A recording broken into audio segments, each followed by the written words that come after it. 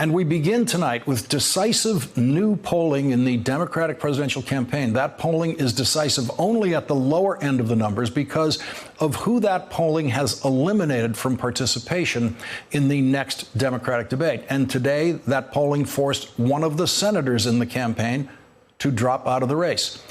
Kirsten Gillibrand tweeted, "Today I am ending my campaign for president. I think it's important to know how you can best serve. Now let's go beat Donald Trump and win back the Senate." Two polls were released today on the final day that candidates could meet the qualifications for participation in the next Democratic debate, which is a combination of polling numbers and the number of donors to a campaign. And it's not necessarily every poll. It's all of the polls taken together. Some individual polls, the candidate can perform lower but still survive the cut for this debate. And that's what's happened here. No candidate, though, appeared to cross the threshold in today's final polls. And so the 10 candidates who have already qualified will be participating in the next debate. A formal announcement by the Democratic National Committee is expected tomorrow on the official lineup of that next debate. The 10 we expect, those 10 candidates we know have already qualified are Joe Biden, Elizabeth Warren, Bernie Sanders, Kamala Harris, Pete Buttigieg, Amy Klobuchar, Andrew Yang, Beto O'Rourke, Cory Booker, and Julian Castro. A USA Today Suffolk University poll out today shows Joe Biden with a strong lead among likely Democratic primary voters at 32%. Elizabeth Warren is at 14%, Bernie Sanders at 12%, Kamala Harris at 6%, Pete Buttigieg at 6%, Andrew Yang is at 3%, Beto O'Rourke is at 2%, Cory Booker is at 2%, Julian Castro is at 1%, and Tim Ryan is also at 1%, although he did not qualify for the polls. For the debate, every other candidate received less than 1% support in that poll. And a new Quinnipiac University poll shows Joe Biden with that same support level of 32% coming out on the same day. That's among Democratic voters and independent voters who lean Democratic. Elizabeth Warren is at 19%, Bernie Sanders is at 15%, Kamala Harris is at 7%, Pete Buttigieg is at 5%, Andrew Yang at 3%. 8 candidates received 1% support. They are Beto O'Rourke, Cory Booker, Amy Klobuchar, Tulsi Gabbard, Marianne Williamson, Michael Bennet, Steve Bullock, and Bill de Blasio. Every other candidate received less than 1% support in that poll. These polls follow the highly controversial Monmouth University poll released on Monday that showed a virtual three-way tie at the top among Joe Biden, Elizabeth Warren, and Bernie Sanders. Today's polls sharply contradict the Monmouth poll, which many observers considered an unreliable outlier in the polling data when it was released on Monday. And now the director of the Monmouth poll agrees and issued this statement after today's new polls were released. Every so often, you will naturally have a poll that falls outside the standard margin of error. It occurs very infrequently, but every pollster who has been in this business a while recognizes that outliers happen. This appears to be one of those instances. The Quinnipiac poll matched 5 of the Democratic candidates against President Trump. It showed all of those candidates with solid leads over President Trump, with Joe Biden again at the top of the pack. Joe Biden polled 54% against President Trump's 38%. Bernie Sanders is ahead of Trump 53-39. Elizabeth Warren is ahead of Trump 52-40. Kamala Harris is ahead of Trump 51-40. Pete Buttigieg is ahead of Trump 49-40 in the Quinnipiac poll. The front runner in the Democratic race, Joe Biden, had a meeting with a small group of people yesterday. And we are lucky enough to have someone who was in the room with Joe Biden yesterday in that meeting, Nolan McCaskill, who is a Politico reporter, who described how the meeting was supposed to go and how Joe Biden immediately changed that expectation. Nolan McCaskill's report on the meeting in Politico began this way. Joe Biden's campaign convened a dozen or so black reporters from major media outlets Tuesday for what was offered as a private, off-the-record sit-down with the Democratic front-runner. But Biden opened the discussion, allowing himself to be quoted. And then he started talking, and he talked some more, and before everyone knew it, the former vice president had held forth for 90 minutes. That's an extraordinary amount of time for a major presidential candidate to meet the media in a single sitting. One of the highlights of the discussion was what Joe Biden had to say about how he would choose a vice presidential nominee if he wins the Democratic presidential nomination. And Nolan McCaskill is here to tell us all about that. Here is Joe Biden's latest campaign ad released yesterday in Iowa. I was sworn into the United States Senate next to a hospital bed. My wife and daughter had been killed in a car crash. And lying in that bed were my two surviving little boys. I couldn't imagine what it would have been like if we didn't have the health care they needed immediately. 40 years later, one of those little boys, my son Bo, was diagnosed with terminal cancer and given only months to live. I can't fathom what would have happened if the insurance companies had said for the last 6 months of his life, you're on your own. The fact of the matter is, healthcare is personal to me. Obamacare is personal to me. When I see the president try to tear it down and others propose to replace it and start over, that's personal to me too. We got to build on what we did because every American deserves affordable healthcare. I'm Joe Biden, and I approve this message. Leading off our discussion tonight, three highly experienced political reporters who know how to read today's new campaign polls and who probably thought they had already heard everything Joe Biden has to say about everything, but Nicolle McCaskill has a few things to add to that.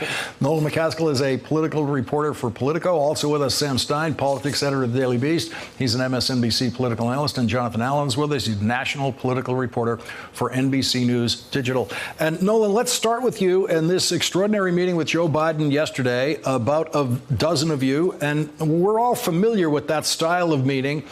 It's supposed to be off the record, and you're supposed to gain some insights about the candidate that might not be possible otherwise. But immediately, I guess Joe Biden put it on the record. Is that how it happened? It was pretty close. Simone Sanders, his senior advisor, convened us all. And pretty much right before the vice president began to deliver some opening remarks, she informed us that the session would be on the record. And so the vice president ended up speaking for maybe 10 or 15 minutes, delivering his opening statement. And then each of us were offered a chance to ask a question, or sometimes a couple of questions. We were able to squeeze them in. And then about 90 minutes later, the vice president was still talking. I don't think anyone is surprised at that who knows Joe Biden. 90 minutes is a short run for him. Nolan, what were the highlights of this session to your mind? I think some of the highlights were the fact that he was very vocal in talking about white supremacy and racism. He was very candid in saying that, you know, racism is a white man's problem. He was challenging white Americans to be vocal about it, to speak out about it, to embarrass it, to really highlight things that are going on that shouldn't be happening in this country, because he says that's the best way to fight it. He also gave some insights into his rationale for determining a running mate should he become the nominee. There's been a lot of pressure, I think, on some candidates, particularly male candidates, to say they would pick a woman, and there's also some pressure to have some diversity on the ticket by choosing a person of color. But the former vice president said while he does prefer to have someone who fits that bill, his priority is to pick someone who's more so aligned with him. He talked a lot about his experience being vice president to President Barack Obama and how much trust Obama had in him when he was in the White House. And he said that that's the most important thing for him if he is to become the nominee, to have someone he trusts, even if that person doesn't necessarily fit the bill of being a woman or being a person of color, although he does really want to consider that. Yeah, Nolan, as I read your account of it with the quotes of what he said about the VP choice, it did sound like he really wants to go make a diverse choice if he gets to make that choice. Right. Yeah, he told us it was his preference to choose somebody who's a person of color or a woman, if not both. But he also seemed to suggest that, you know, he's looking at someone who's possibly more of a moderate, someone who really agrees with him politically.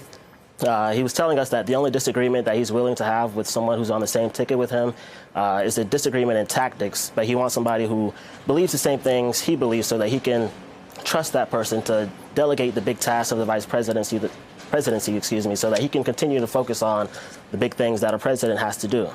Sam Stein, and then there were 10 on the debate stage. It looks 10. Like it's finally going to be a group that you can actually get on the stage all together at once.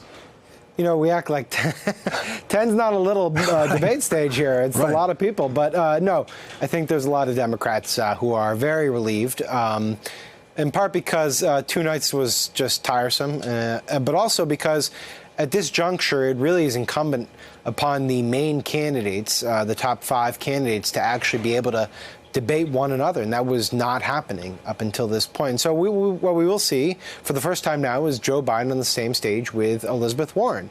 Now, whether that changes the dynamics here is another question, because still with 10 people, it's an incredibly crowded debate stage. We're talking about, what, 90 seconds to 2 minutes for answers, tops, with the rebuttals. That's not exactly a substantive debate, but, you know, we will get to see the contrast that we've been longing to see. And in all likelihood, after this debate, the field will narrow even further, naturally or not, and we'll get an even tighter debate stage after that. Jonathan Allen, so we got the two polls out today, and Monmouth just comes out and says, well, we should all just forget about that Monmouth poll. And people were leaning in that direction already anyway. But there's Joe Biden with this solid 32 it's right back there, and he's right back in that solid position. And everyone else is in an alignment that they've been settled into now for a couple of weeks, with Elizabeth Warren essentially coming in second in these kinds of polls. The rest of the field, the way they've been lining up in most of the other polls. Is this starting to gel, or is this where we still say it's too early? You know, I think it is still too early, but if you were to come up with the big storyline so far, Joe Biden's resilience as the leader, the front runner, with roughly a third of the Democratic electorate behind him, is certainly number one, and number two would be Elizabeth Warren, really having the trajectory that she's had, coming basically from out of nowhere at the beginning of the campaign, up into that position of second, maybe perhaps having plateaued a little bit for the moment. That would be the sort of second storyline among the candidates. We'll have to see them, as Sam says, on the debate stage for the first time, to see if that rocks anything back and forth. I think one of the interesting things to watch will be Bernie Sanders and Elizabeth Warren. We saw them in Detroit essentially locking arms as the people agitating for what Elizabeth Warren calls big structural change, and not going after each other at all. It'll be interesting to see if they try to do that again, with Biden sort of taking the moderate position, and how that plays out. He's certainly a stronger advocate for that position than some of the others they were on stage with last time. Nolan, really striking numbers in the Democrats versus the Donald Trump part of the poll, with Biden with this kind of huge lead. I mean, that's just a huge lead in polling terms, 54 to 38 over Donald Trump, one-on-one. Bernie Sanders 53 to 39, just about within the margin of error. That's the same thing. And Elizabeth Warren's 52-40 within the margin of error is the same thing. And all the way down to, they only matched this group, Pete Buttigieg, 9 points ahead of Donald Trump. This has to be very encouraging for the Democrats, and actually possibly free up some of that sense that Joe Biden is the safest possible choice. Right. There's definitely evidence in this polling that Joe Biden isn't the only candidate who can defeat Trump, but he does have to his advantage the fact that he does lead Trump by the largest margins. He does continue to lead the rest of the field by the largest margins. He does well with women. He does well with men. He does well with white voters. He does well with black voters. He does well with Hispanic voters. I think one of the most interesting things in the polling is just the fact that you have this historically diverse field of 2020 candidates, but the top three are older white people who continue to dominate, and that's just a very interesting perspective. But when you talk about who can beat Trump, other candidates are proving that Joe Biden is not the only one.